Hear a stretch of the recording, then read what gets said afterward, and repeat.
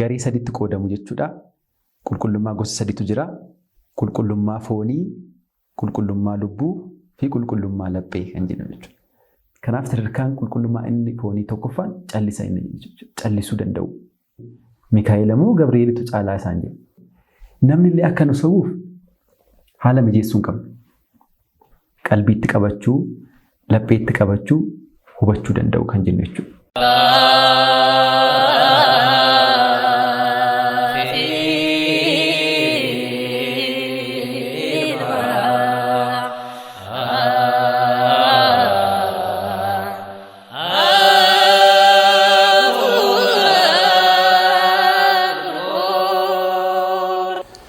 Maqaa Abbaa, kan Ilmaa, kan Hafuura Qulqulluu, Waaqayyo tokkoon Amiin. Jaallatamtoota maatii Waaqayyoo iddoo garaagaraa teessanii sagalee kana kan dhageessan, viidiyoo kana kan ilaaltan, nageenyi fi jaalalli Waaqayyoo inni waaraa ta'e bakka jirtanitti isiniif haa baay'atu. Araarsummaan haadha keenya, kadhannaan ishee, kan giifti keenya qulqulleetti dubaroo Maariyaam isiniif haa baay'atu. Eegumsi ergamootaa, kadhannaan qulqullootaa, kadhannaan wareegamtootaa hunda keenyaaf nuuf haa ta'u. Akka eeyyama Waaqayyootti barumsa keenya hafuurummaa Ortodoksawaa jedhu jalqabnee hanga ammaatti waliin torbeedhaan waliin barachaa turreerra.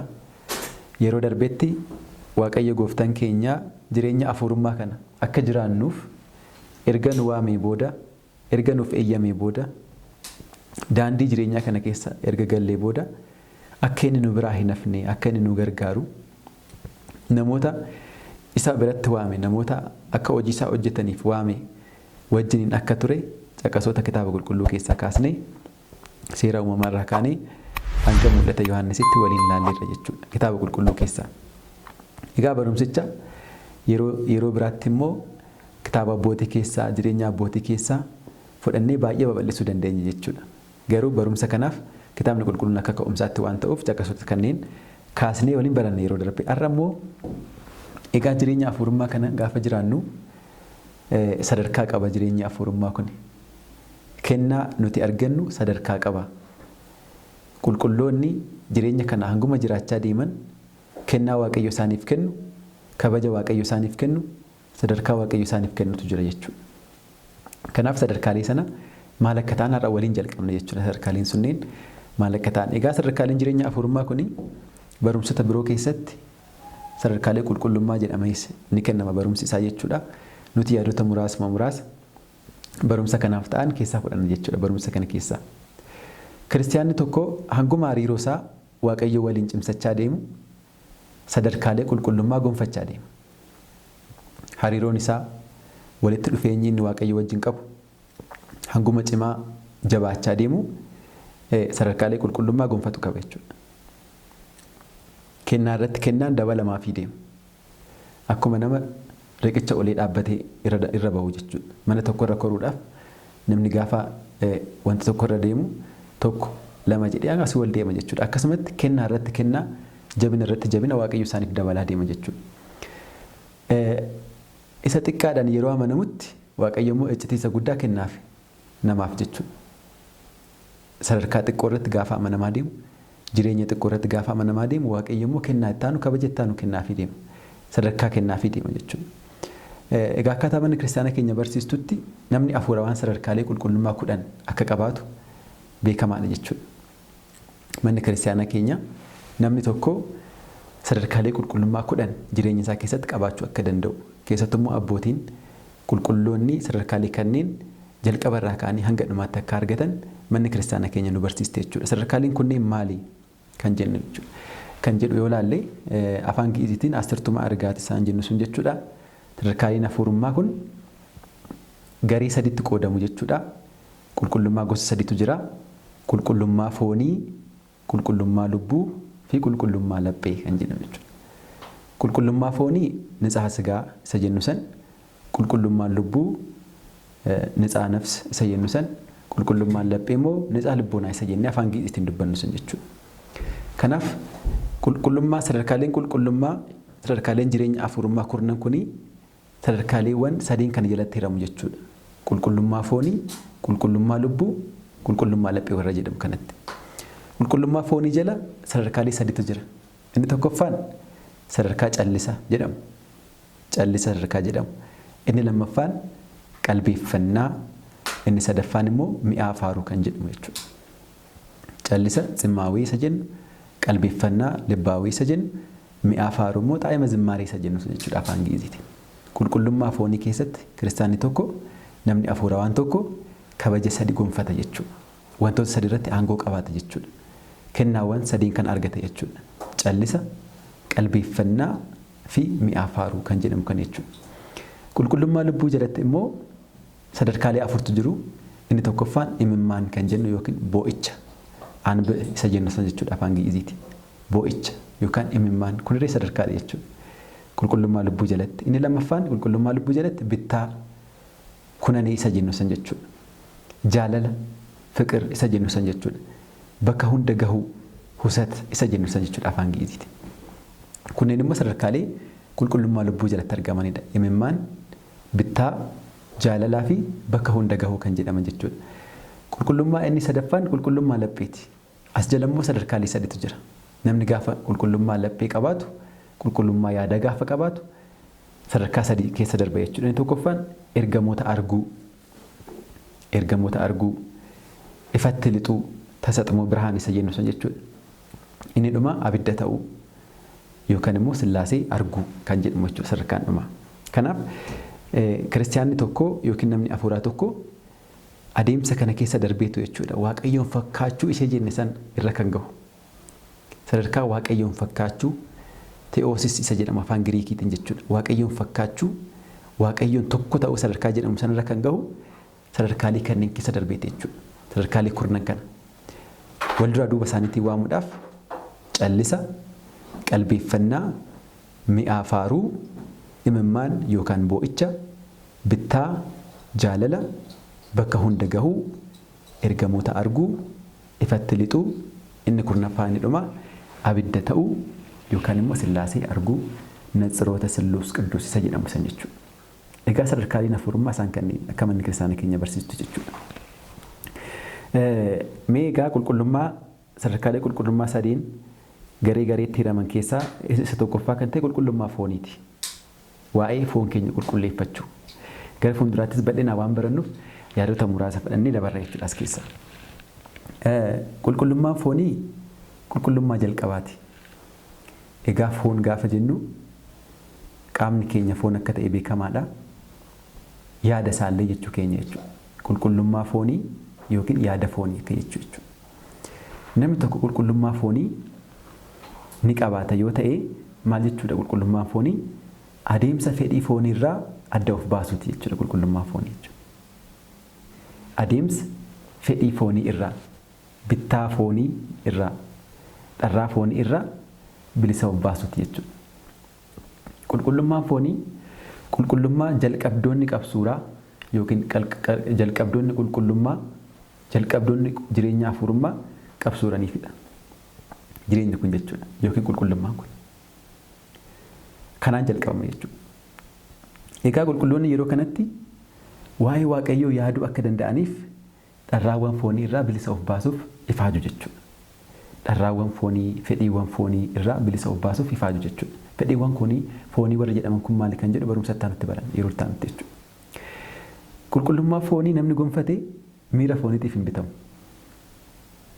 Miira fooniitiif hin bitamu. Miiraan hin gaggeeffamu. Fedhii fooniitiin hin deemu jechuudha. Miirri san gaggeessa jechuudha. Namni qulqullummaa foonii argate.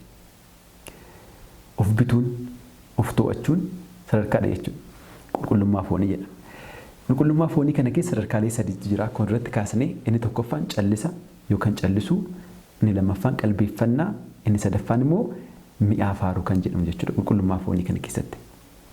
Qulqulloonni egaa yookaan namni jireenya hafuuraa jiraatu tokko fedhii foonii irraa bilisa of baasuudhaaf qulqullummaa foonii qabaachuudhaaf jalqaba irratti qulqullummaa inni gonfatu callisuudha.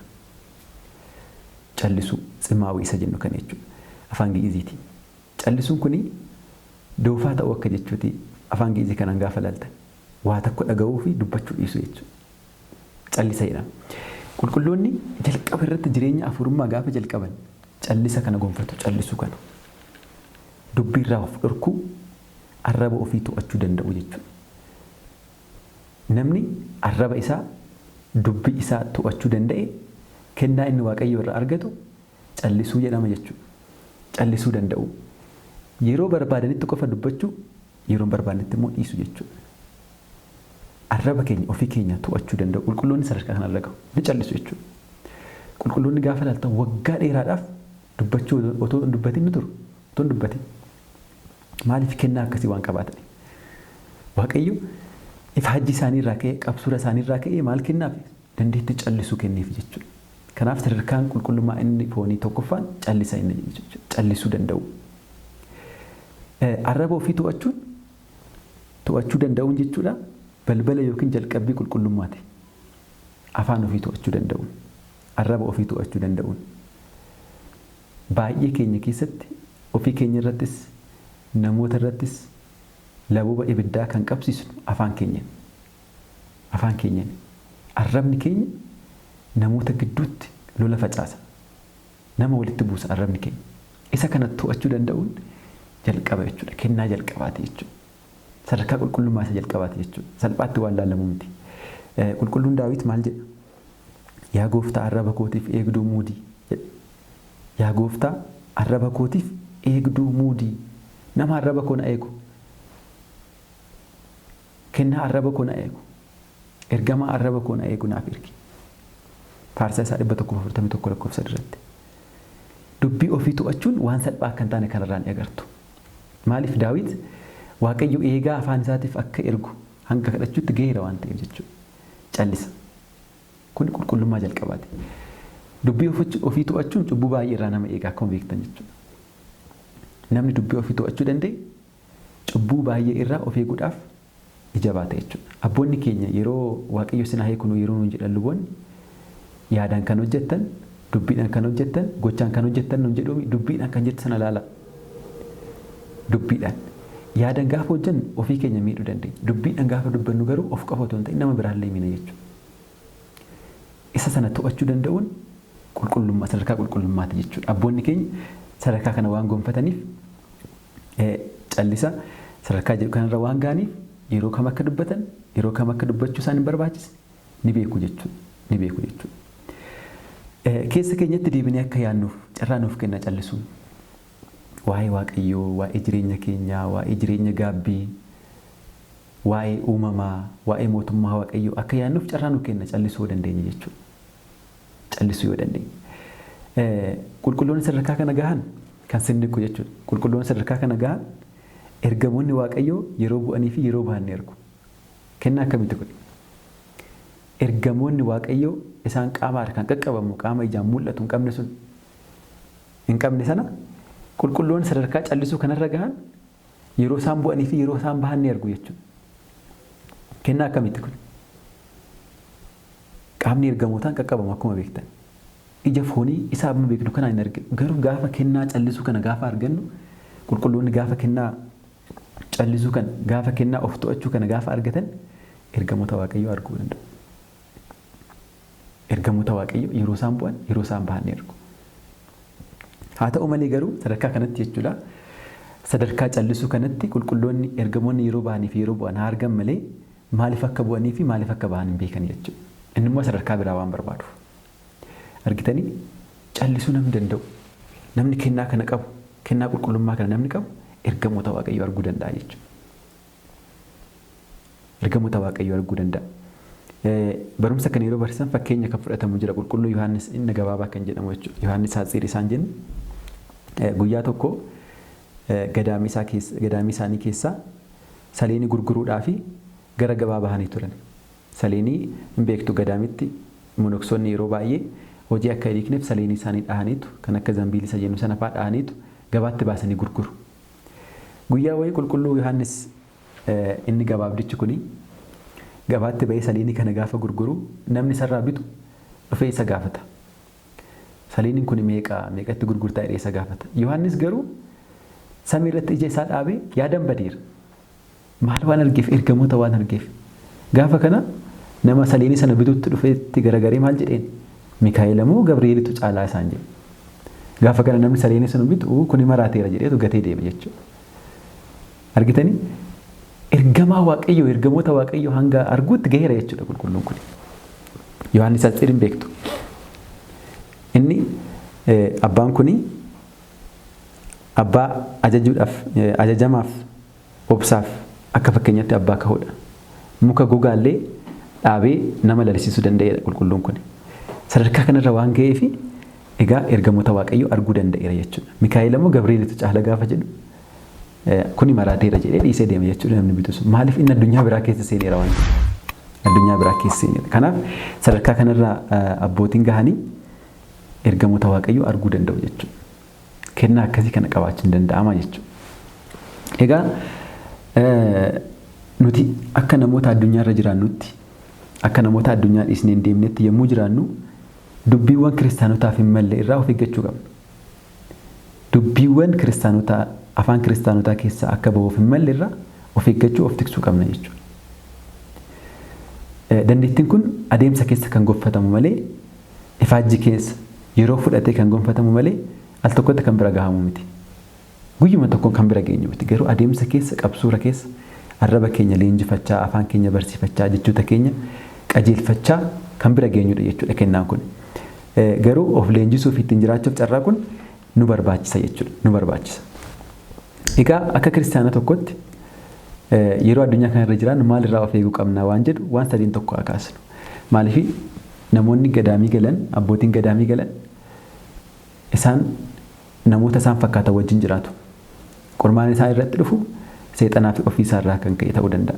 Nuti garuu addunyaarra gaafa jiran waa hedduutu jira. Jechoota akkamiirraa of eeguu qabna waan jedhu waan muraasa akaasnu. Tokkoffaan sobarraa of eeguudha. Sobarraa of eeggachuu. Sobni dadhabbina keenya isa guddaadha. Baay'ee keenyaaf jechuudha. Ofii keenyas namas ni sobna jechuudha nuti. Ni sobna baay'een keenya. Ni sobna. Otuma kiristaana taanee jirru ni sobna baay'een keenya.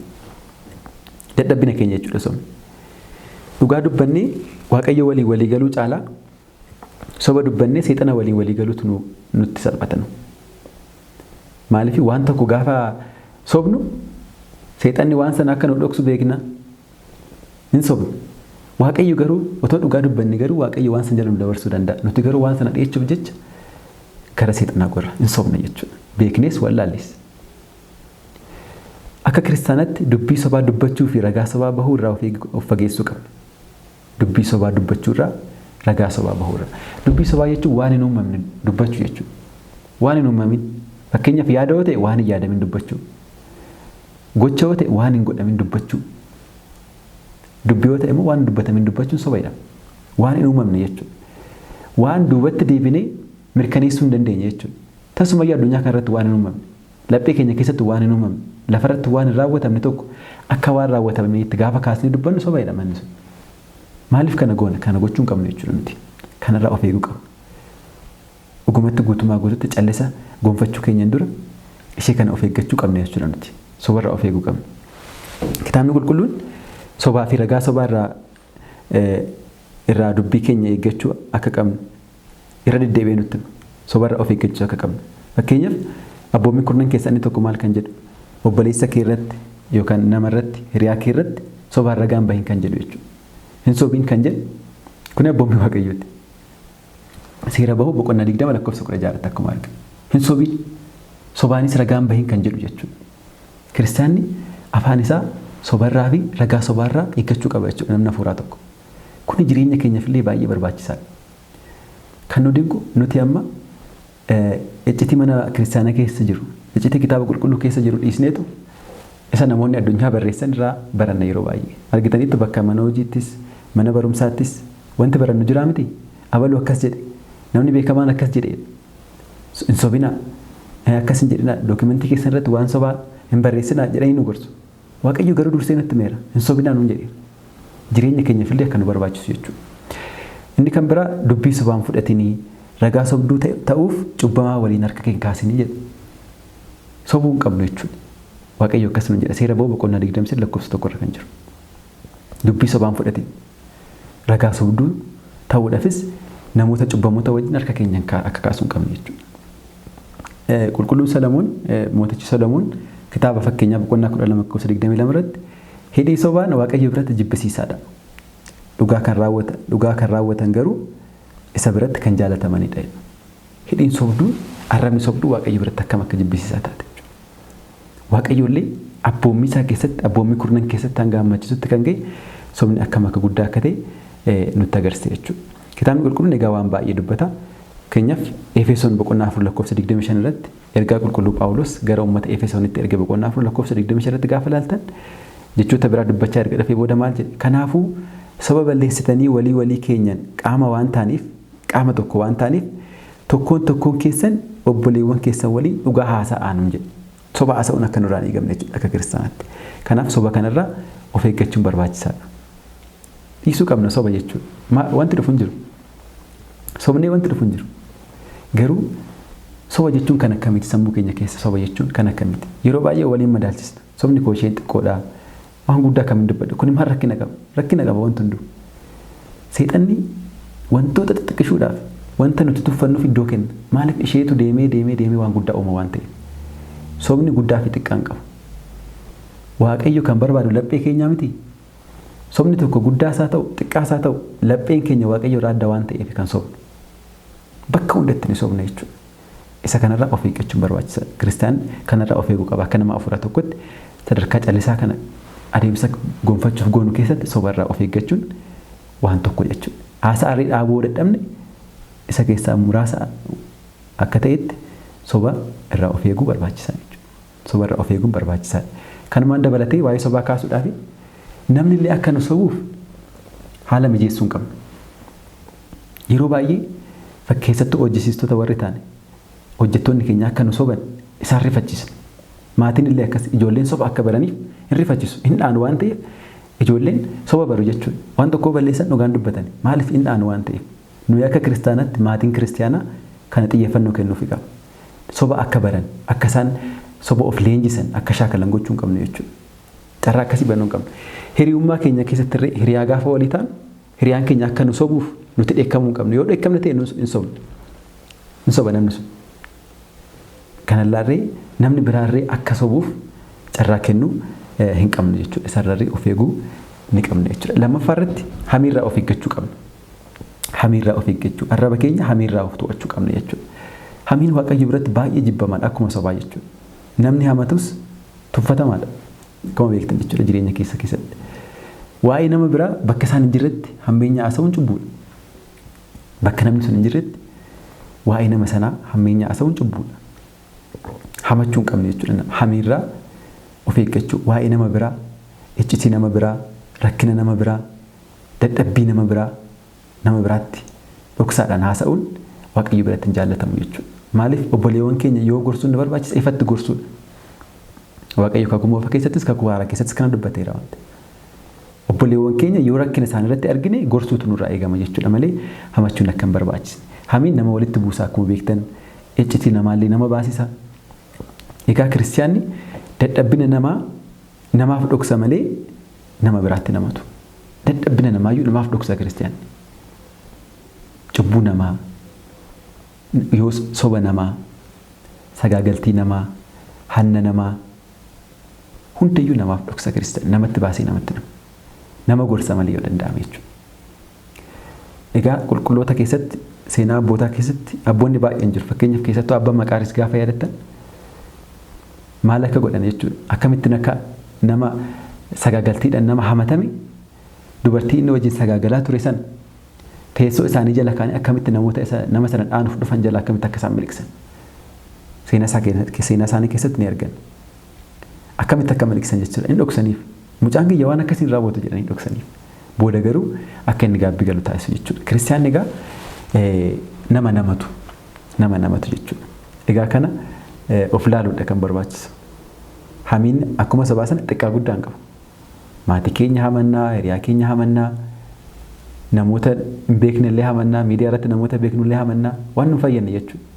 Egaa callisa gonfachuu keessatti hamiirraa of eeguun waan guddaadha jechuudha. Hamiin maaliif waan biraa dhala waan ta'eef jechuudha. Egaa namni dadhabbina irraa bilisa hin ta'in akkamitti dadhabbina nama biraa haasa? Nuti iyyuu mataan keenya dadhabbina qabna ofii keenya akkamitti nama biraa haman? Kanallee ilaalu. Akkuma gooftaan keenya mudaa ija nama biraa keessa jiru baasuun dura utubaa ija kee keessa jiru baasii. Gaafa sana addatti baastee ilaaltaa jedheera miti. Mudaa namaa gurrii namatti hamachuun barbaachisaa miti jechuudha akka jireenya hafuurummaa keessatti. Mootichi Solomoon ammas hamiidhaaf kan deemu iccitii isaa baasaa. Hafuuraan kan amaname garuu dubbii isaa dhokfataa. Kan amaname kan jedhu kun iccitii dhoksuu nama danda'u jechuudha. Kitaaba fakkeenyaa boqonnaa 11 lakkoofsa 23 irratti kan jiru. Hamiidhaaf kan deemu iccitii isaa baasa. Beekamaadha kun. Iccitii baasa namni nama hamatu. Namarraa rakkina gahaa jechuudha. Kanaaf iccitii walii keenya dhoksuun barbaachisaa yoo dandeenyamoo wal gorsuu qabna malee wal hamachuun barbaachisaa akka hin taane jechuudha. Dhumarratti kan kaasnu waa'ee callisaa kanarratti dubbiin fayyan irraa of eeggachuu. Kantuu isa jennu sun jechuudha. Dubbii waa'ee hin baasne. Dubbii faayidaa malees ta'e irraa of eeggachuu jechuudha. Callisa kana keessatti kaasuun nu barbaachisa. Namni dubbii waa'ee hin baasne irraa arraba isaa sassaabbachuun waa namaarraa isa eega. Dubbii waa'ee hin baasne. Dubbii faayidaa hin qabne. Akkasumaan waan faayidaa hin qabne, qoosaa faayidaa hin qabne. Dubbiiwwan waa'ee tokko hin baasne jechuudha. Fayyina dhala namaatiif dubbiin fayyan. Garuu dubbii nama cabsan, dubbii nama gadi qaban dubbachuurraa kiristaanaa of eeguu qaba. Arraba keenya sassaabbachuu qabna jechuudha. Of leenjisuu danda'uu qabna. Ta'e jennee jechuudha. Ta'e jennee. Dubbii faayidaa malees afaan namaa keessaa bahu faayidaa jijjiirama fiduu qabu. Jijjiirama waan fiduu qabu. Tasa dubbiidhaaf toluu danda'a, dubbii mi'eessuu danda'a. Yeroo san nama waliin haasa'uuf gargaaruu danda'a. Garuu fayyina namaati irratti waan cobuu qabu jechuudha. Dubbii faayidaa malees. Wal dhabdeedhaaf sababa ta'uu danda'a illee malee. Dubbii kanarraa of eeguu qabna jechuudha. Jechamni tokko jedhamee addunyaarra maal kan jedhu jechi koo callisuurra fooyyeedha jettee gaafa yaaddu dubbadhu. Callisuurra fooyyaadha jechi koo jettee gaafa yaaddu dubbadhu jedhu. Jechama jechuudha kun. Kiristaanni immoo kana caalaa dubbii isaatiif akkamitti of eeggannoo akka taasisuu qabu beekna jechuudha. Gooftaan keenya Yesuus Kiristoos waa'ee dubbii waa'ee hin baafnee akkana jedheera. Wangeela Maatewos boqonnaa 12 lakkoofsa 36 irratti. Ani isiniinan jedha. Namoonni waa'ee waan dubbatanii waa'ee wanta waa'ee hin baasne hunda guyyaa murtii deebii itti kennu. Jecha kee irraa kan ka'e ni qulqulloofta. Jecha kee irraa kan ka'e sitti murtaa'a jedheera. Maal jedhe? Wanta waa'ee hin baasne namoonni dubbatan gaafa murtii sana deebii itti kennu. Deebii itti kennu. Akkamitti ilaalama jechi kun? Dubbii nuti dubbachaa oollu ammamsaatu faayidaa qaba. Parsantii meeqatu nama fayyisa? Parsantii meeqatu nama ijaara? Parsantii meeqatu namatti abdii hora? Hammamtummoyyuu nama cabsa? Hammamtummoyyuu namni dubbatti akka deebi'u lolli akka ka'u dubbii keenya meeqatu taasisa? Kana ilaaluu qabna. Gooftaan keenya maal loon jedhe? Gaafa murtii deebii itti kennu. Gaafa murtii deebii itti kennu jedhee dubbateera jechuudha. Egaa yeroo baay'ee nuti gaafa dubbii dubbannu nutti hin beekamu. Dubbiin suni namoota kaan akka inni miidhu faayidaa qabaatu haa dhiisu beekuu dhiisuu dandeenya. Garuu akkamitti beekuu dandeenya? Dubbiin suni gaafa nurratti dubbatamu miira nutti dhaga'amu sana xiinxaluudha. Nuti gaafa dubbannu nama ammam akka madeessinu yoo wallaalle namni gaafa nurratti dubbatu nuti immoo ammam akka madoofnu gaafa xiinxallu nu hubanna jechuudha. Dubbiin sun akkam hanga hamaa akka ta'e akkamitti akka irraa of eeguu qabnu ilaaluu dandeenya jechuudha. Egaa hanguma arraba keenya dubbiiwwan hin barbaachifne dubbiiwwan faayidaa hin qabne irraa to'achaa deemnu dubbii gaariin keessa keenyatti dagaagaa deema jechuudha. Dubbii arrabsaa irraa ammoo of eegaa deemnu dubbiin eebbaa immoo keessa keenyatti dagaagaa deema bakka bu'aa deema jechuudha. Kanaaf abboonni addunyaa irraa adda bahan yeroo hedduu callisaan dabarsu waa'ee waan hafuuraa yaaduu dubbii isaanii muraasa taasisanii dhaggeeffachuu immoo baay'isu. Nuti garuu jechoota bakka kanatti guddachuu keenyan dura wantoota kanneen irraa of eeggachuu rakkina yeroo ammaa waan ta'eef jechuudha. Kun egaa dubbii qofa miti barreeffama illee ni ilaallata jechuudha. Bara keenya keessa wanti kun waan jiruuf. Nama kaan qaamaan argannee haasofnus viidiyoodhaan isaa haasofnu tokkuma. Afaaniin haasofnu qalamaan haasofnu tokkuma. Garaagarummaa qabu jechuudha. Isa kana irraa of eeguun barbaachisaadha. Dubbii kanarratti qulqulluu Yaaqoob maal jedhaa? Boqonnaa 1 lakkoofsa 19 irratti kanaafuu yaa obboloota koo jaalatamtootaa namni hundi dhagahuuf kan ariifate dubbachuufis kan barfatu eekamaafis kan barfatu yookiin kan turu haa ta'u jedhe.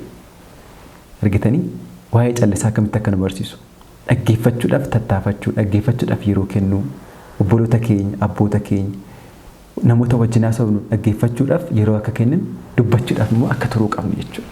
Ani nan dubbadha anatu dubbata jennee yeroo hunda of kakaasuu akka hin qabne jechuudha. Kanaaf callisa gonfachuun barbaachisaa ta'a jechuudha. Egaa qulqullummaa foonii keessatti inni tokkoffaan callisuu danda'uudha jennee irraa isa haala muraasa kana erga ilaallamu isa lammaffaa halaallu. Inni lammaffaan qulqullummaan foonii inni lammaffaan qalbeeffannaa yookiin libbaawwii kan jedhamu jechuudha. Qulqulloonni callisa erga gonfatanii booda dubbiirraa of dhorkuu erga danda'anii booda immoo kennaan dabalataa isaaniif kennamu jireenya afurummaa keessatti qalbeeffannaa jedhama jechuudha. Qalbiitti qabachuu, lapheetti qabachuu, hubachuu danda'u kan jennu jechuudha. Yeroo kanatti hubannaa fi lapheetti qabachuun namaaf kennama sa'aatii kanatti jechuudha. Namni sadarkaa qalbeeffannaarra yookiin libbaawwiirra gaafa gahu hubannaa fi lapheetti qabachuun ni kennamaaf jechuudha. Sadarkaa kanarra namni gahe abboonni sadarkaa kanarra gahan jechuudha. Gad of qabummaan isaanii baay'ee nama dinqa. Maal jedhanii gad of qabu? Na dhaggeeffachiisaa malee na dhagahan jedhani. Mee isin dubbadhaa?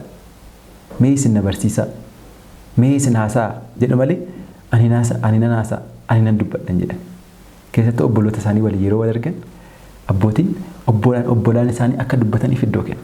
Kana kitaabota afuuraa kitaaba qabsuuraa irratti seenaa abbootii kitaabota barsiisan irratti waan agartanii jechuudha. Waa'ee waaqayyoo ta'e malee dubbachuuf hin ariifatani. Kanaaf yeroo kanatti qalbeeffannaa irra gaafa ga'an dhaggeeffachuu irratti xiyyeeffatu jechuudha. Callisa fudhataniiru waan ta'eef amma immoo gara qalbeeffannaatti darbu. Sadarkaa kanarra gaafa ga'an namni afuuraa sadarkaa kanarra gaafa ga'e raajiin dubbatamu, dheekkamsi dubbatamu, gorsi dubbatamu hundi anaaf jedhee yaada. Anaaf. Nuti amma lallaba gaafa dhageenyu kun yaabaluufi. Dheekkamsa gaafa dhageenyu kun yaabaluufi jennee nama biraa sammuu keenyatti yaadna. Qulqulloonni garuu akkamitti yaadu? Anaaf jedhu. Cubbamaa kan ta'e anaaf jedhu. Barumsi har'aa anaaf kenname jedhu. Dheekkamsi har'aa anaaf jedhu. Maaliif hojii isaanii sirriitti waa'ee hojii isaanii waa yaadaniif jechuudha. Addunyaarraa callisanii. Yeroo kanatti jechuudha yeroo qalbeeffannaa kanatti ija foonii kitaabolee irraan kaasanii abbootiin. Ija foonii kitaabota ittiin dubbisu. Ija foonii isaaniitiin kitaaba dubbisu. Ija afuuraa isaaniitiin immoo iccitii kitaabichaa hubatu. Yaadu jechuudha. Keessa isaaniitti waa'ee iccitii kitaabichaa yaadu ija isaaniitiin immoo kitaabicha dubbisu jechuudha. Kitaaba qulqulluu ni dubbisu. Kitaabota dhalatoo ni dubbisu. Kitaabota seenaa abbootii ni dubbisu jechuudha sa'aatii kanatti. Hin qalbeeffatu jechuudha. Laphee isaaniitti qabatu. Sa'aatii kanatti jechuudha. Yeroo kanatti abbootiin maal yaadu namni afuurawaan sadarkaa kanarra ga'e jechuudha. Maal yaada? Oolmaa waaqayyo dhala namaatiif kenne yaada jechuudha. Samii irraa bu'uusaa gooftaan keenya. Samii irraa bu'uusaa akkamitti samii irraa bu'e? Yaadaan badu jechuudha waan sirriitti. Yaadaa ture jechuudha. Samii irraa akkamitti bu'uu danda'e? Inni bakka hunda jiraata. Akkamitti inni bakka hunda jiraatu sun bu'ee jedhamee ibsama. Akkamitti inni guddaan sun inni hin daangofne sun akkamitti daanga'e? Kana yaadu jechuudha. Namarraa akkamitti akka inni dhalate? Akkamitti inni gammoojjitti akka inni soome? Akkamitti akka inni reebame? Foonsaa akkamitti akka inni kute? Dhiigasaa akkamitti inni akka lolaase? Akkamitti akka inni fannifame? Waa'ee du'uusaa, waa'ee awwaalamuusaa, waa'ee ka'uusaa, waa'ee dhufaatii isaa lammataa ni yaadu jechuudha abbootii. Maaliif? Qulqullummaa foonii sadarkaa tokkoffaa irratti callisa gonfataniiru amma immoo ni qalbeeffatu. Laphee isaaniitti deebi'aniiru jechuudha amma immoo laphee isaaniitti deebi'a namni qulqullummaa kana gonfate. Yeroo baay'ee kitaabolee addunyaa keessatti egaa wanta baay'ee kana gorsan hin beektan. Meditation jedhu wantoota kana fakkaatan baay'ee nu kaasu. Ofii keessanitti keessan dhaggeeffadhaan hin jedhu. Qulqullummaadha garuu wanti kun. Argitanii qulqullummaa keessatti garuu waa'ee afuuraa yaaduudhaaf ala keenya addunyaarraa callisa gonfannee waa'ee waaqayyoo qalbeeffanna jechuudha. Sadarkaa kanarra qulqulloonni ga'anis waa'ee kana yaaduudhaaf kennaan isaaniif kennama jechuudha. Duratti callisa gaafa kaasnu namni sadarkaa kanarra ga'ee ergamoonni yeroo bu'anii fi yeroo bahan ni arga. Garuu maaliif akka bu'anii fi maaliif akka bahan hin beeku jennee turre mitiire. Sadarkaa kanarratti garuu ergamoonni yeroo bu'anii fi yeroo bahan arguu qofa otoo hin ta'in maaliif akka isaan ergaman irree ni beeku jechuudha. Maaliif akka isaan ergaman? Tajaajila maaliitiif akka isaan bu'an sadarkaa beekuu irra ni gahu jechuudha sa'aatii kanatti. Ni gahu jechuudha. Maaliif qalbeeffannaa irra gahaniiru? Keessa isaaniitiin tokko ta'aniiru. Callisaniiru waan ta'eef jechuudha. Sadarkaan lammaffaan qalbeeffannaa kan jennu yaada muraasaan akkanatti ka'a. Inni sadaffaan mi'a faaruu kan jedhamudha jechuudha. Qulqullummaan foonii inni sadaffaa qulqullummaa fooniitiif inni dhuma mi'aa faaruu xaa'ima zimmaarii kan jennu jechuudha afaan Ingiliziiti. Sadarkaa kanatti hiika fi iccitii kadhannaa kadhatamuu, galata galateeffatamuu, beekuu fi otoo nuuf hin galateeffachuu ni danda'ama sadarkaa kanatti. Kadhannaan nuti kadhannu hiikni isaa maal akka ta'e, iccitiin isaa maal akka ta'e, galanni nuti galateeffannoo hiikni isaa maal akka ta'e, iccitiin isaa maal akka ta'e, maal jechuu akka ta'e ni hubanna jechuudha sadarkaa kanarra gaafa geenye. Mi'aa faaruu ni mi'eeffanne jechuudha afaan keenya keessatti. Yeroo kadhannu wanti ani jechaa jiru kun maal jechuudha? Kadhannaa kana maaliin jechaa jira? Faayidaan kadhannaa kanaa maali? Yeroo galateeffannu galanni kun maali? Qalbiidha jechuudha. Akkasumattiin faarfachuu afaanin jechuu, akkasumattiin kadhachuu otoo hin ta'in maal jechuu akka ta'e ni gonfatu jechuudha hiika isaa sa'aatii kanatti. Akkasumallee otoo nuuf hin galateeffatu. Maaliif hiika isaa hubachaa waan kadhataniif namoonni sadarkaa kanarra ga'an iccitii isaa hubachaa waan dhaga'aniif otoo nuuf hin galateeffatu jechuudha. Tokkoon tokkoon sagalee Waaqayyoo, tokkoon tokkoon kadhannaa, tokkoon tokkoon galataa mi'aasaa dhandhamachaa hiika isaa hubachaa waan raawwataniif hin nuunfani jechuudha qulqulluun sadarkaa kanarra ga'an.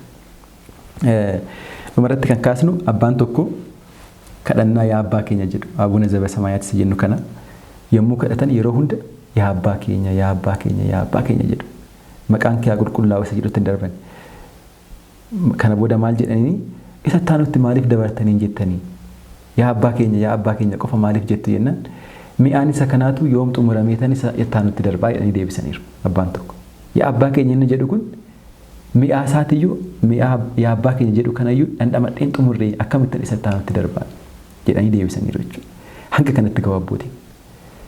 Qulqulloonni egaa sadarkaa kanarra gaafa ga'an mi'eeffatu jechuudha sagalee Waaqayyoo. Hin nuunfanii halkanii guyyaa galateeffatu. Kana abbootii irratti akkuma agartanii miti luboonni keessattuu maargeetonni isaan jennu fa'aa akkamittiin galgala halkan guutuu maayileetii dhaabbachaa sa'ataatii dhaabbachaa ganammoo sirna qulqulleessa irratti hirmaatanii isa booda wangeela lallabanii akkamittiin akka dabarsan hin beektu jechuudha. Kana hunda egaa abbootiin sadarkaa kanarra ga'an mi'aa faaruutti irra kan ga'e beekaa waan faarfataniif, beekaa waan kadhataniif, beekaa waan dubbisaniif hin nuunfani jechuudha galata Waaqayyoo kana. Egaa qulqullummaa foonii irratti kana gonfanne jechuudha. Yaadota kanneen egaa yeroo tanaatis waan kaasnuu fi ammaaf asuma irratti nu haa ga'u. Amma kan laallee egaa qulqullummaa fooniiti. Qulqullummaa foonii keessatti callisaa fi callisa qalbeeffannaa fi mi'aa faaruu kan jedhan ilaalleerra jechuudha. Egaa yeroo taanu hanga walitti deebinutti immoo isa kana qalbeeffachaa, isa kana yaadaa firii 30, firii 60, firii 100 buusnee akka itti jiraannu Waaqayyo nuuf haa eeyyamu. Yeroo taanutti egaa sadarkaa isa taanutti dabarree wajjin ilaalla. Nama yeroo taanu nu jedhu nagaan tura.